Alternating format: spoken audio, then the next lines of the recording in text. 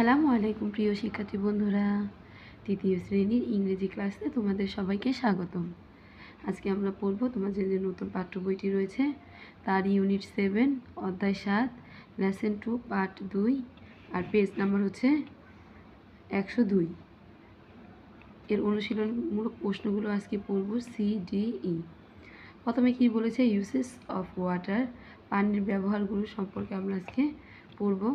সিতে বলেছে complete the sentence with the right words, সঠিক শব্দগুলো দিয়ে আমাদের কি করতে বলছে, এই বাক্যগুলো সম্পূর্ণ করতে বলেছে। এই যে এই সঠিক শব্দগুলো দিয়ে আমাদের এই বাক্যগুলোকে সম্পূর্ণ করতে বলেছে, তাকে এগুলো কিন্তু সম্পূর্ণ করা নেই, এখান থেকে শব্দ নিয়ে এগুলো সম্পূর্ণ করতে হবে। তাহলে এতে কি বলেছে, water is a part of our, এরপরে এনিমেলস নিডস, এগুলো এখন পড়বো। এরপরে ডি নাম্বারে যে প্রশ্ন রয়েছে প্রশ্নের উত্তরগুলো করব। তাহলে আসো আমরা এগুলো পড়ে নিই। ভিতরে ওয়ার্ডগুলোর অর্থ আগে আমরা জানবো। সয়েল, সয়েল অর্থ মাটি অথবা মৃত্তিকা। এরপরে ড্যামেজেস অর্থ নষ্ট করা, লাইফ জীবন। ডেঞ্জারাস অর্থ বিপজ্জনক, ওয়াটার অর্থ পানি। তাহলে এ নাম্বারে কী হবে, water is a part of our dash, what is a part of our কি লাইফ, পানি আমাদের জীবনের একটি অংশ। বিতে বলছে animals need dash to life, এটা হবে, উত্তর হবে animals needs water to life. এই যেখান থেকে ওয়াটারটা, এই ওয়াটারটা তোমরা এই ড্যাশে লিখে দিবে। প্রাণীদের বাঁচতে কি প্রাণী প্রয়োজন, প্রাণীদের বাঁচতে পানি প্রয়োজন। সিতে বলছে plants take water from the dash, C নাম্বারটা হবে plants take water from the soil, অর্থ কি চারা গাছেরা মাটি থেকে পানি গ্রহণ করে। এরপর দিতে বলছে pollution dash the water quality, এখানে হবে pollution damage the water quality, দূষণ পানির গুণাগুণ নষ্ট করে। দূষণ পানির কি করে, দূষণ পানির গুণাগুণ নষ্ট করে। ইতে বলেছে polluted water is dash for our life, এটার আনসার হবে polluted water is dangerous for our life, অর্থাৎ হচ্ছে দূষিত পানি আমাদের জীবনের জন্য কি বিপজ্জনক, দূষিত পানি আমাদের জীবনের জন্য বিপজ্জনক।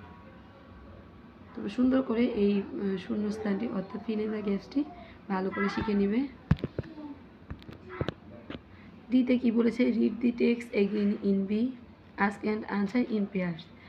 বি এর পাঠটি আবার পড়ো, জোড়ায় জোড়ায় জিজ্ঞাসা করা এবং উত্তর দাও। বি এর পাঠটি তোমরা ভালো করে পড়ে নিবে। এই যে পাঠটি, এই বি এর এই পাঠটি তোমরা ভালো করে পড়তে বলেছে, তোমরা ভালো করে পড়ে নিবে। এরপরে কি করতে বলছে, এই প্রশ্নের উত্তরগুলো তোমাদের দিতে বলেছে। এ নাম্বার প্রশ্নে বলেছে what are the main source of water, পানির প্রধান উৎসগুলো কি কি, এর উত্তর হবে the main source of water আর কি oceans, rivers, rain and ponds, পানির প্রধান উৎসগুলো হলো সমুদ্র, নদী, বৃষ্টি এবং পুকুর।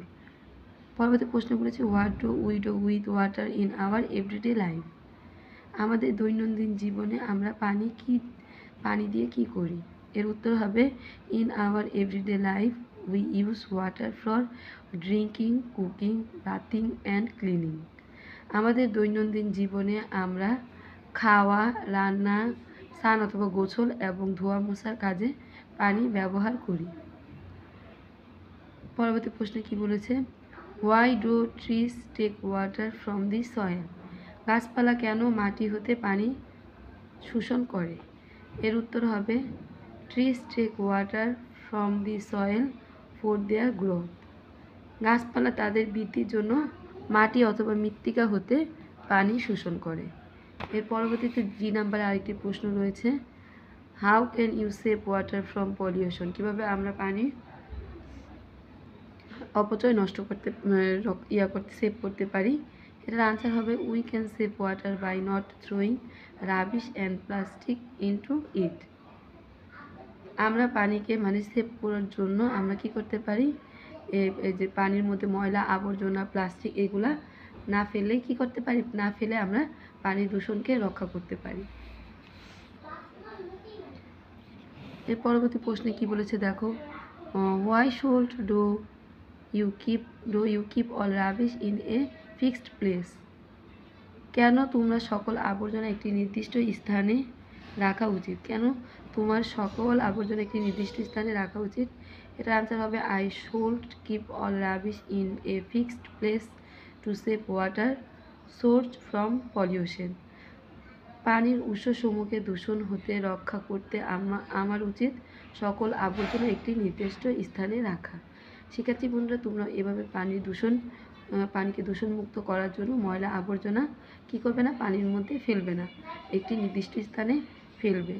এরপরে ইতে বলেছে write the answer to the questions in activity in your exercise বুক।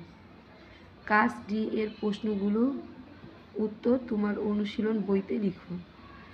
এই যে ডি এর প্রশ্নগুলোর উত্তর আমি তোমাদেরকে পড়ে শোনালাম, এই প্রশ্নের উত্তরগুলো যে আমি তোমাদেরকে পড়ে শোনালাম, এগুলো তোমাদের অনুশীলন খাতায় তোমাদের কি করতে বলেছে, লিখতে বলেছে।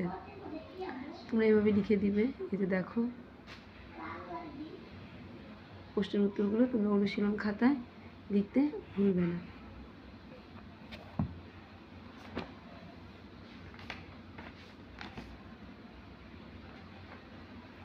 এখানে দেওয়া আছে দেখো এ নাম্বার প্রশ্নের উত্তর, the main source of water আর কি?